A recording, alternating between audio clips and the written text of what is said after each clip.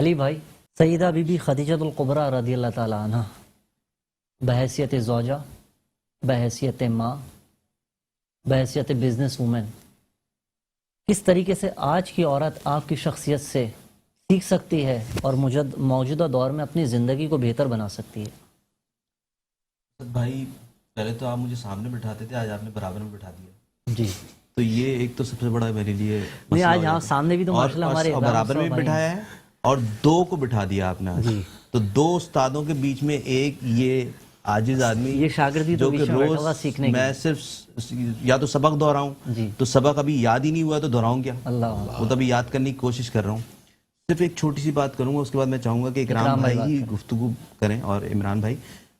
ایک ہم اکثر لفظ سنتے ہیں دامے درمے سخنے قدمے، تو یہ حضرت خدیجہ رضی اللہ تعالیٰ عنہ کی جو شخصیت ہے اس کی بہترین مثال یہ الفاظ ہیں. اس سے زیادہ بہترین مجھے مثال کسی اور شخص میں کسی خاتون میں نہیں ملی کہ یعنی کہ پیسوں سے بھی، گفتگو سے بھی، اپنے عمل سے بھی اپنے شوہر کے ساتھ ان کے ساتھ لگی ہوئی. اور کیسے کیسے موقعوں پہ جو ہے آپ نے جو ہے آپ صلی اللہ علیہ وآلہ وسلم ایک دن تشریف لائے اور اتنے غمگین تھے. آپ نے پوچھا اچھا کوالٹی کیا تھی کہ آج تو بتانا پڑتا ہے نا ہمیں، وہ تو چہرہ انور دیکھ کے سمجھ جاتے ہیں آپ صلی اللہ علیہ وسلم کہ کیا ہو گیا آقا آپ بتائیے.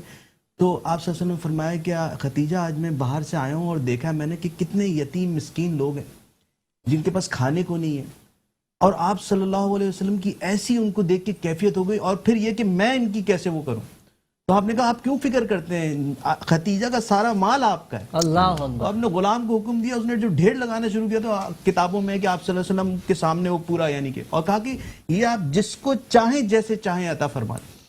سبحان اللہ. تو آپ مطلب میں تو صرف اس ایک واقعے سے ایسی طبیعت ہو جاتی ہے کہ مطلب کہ کس کس موقع پہ آپ نے کہاں کہاں اپنے شوہر کو تسلی دی.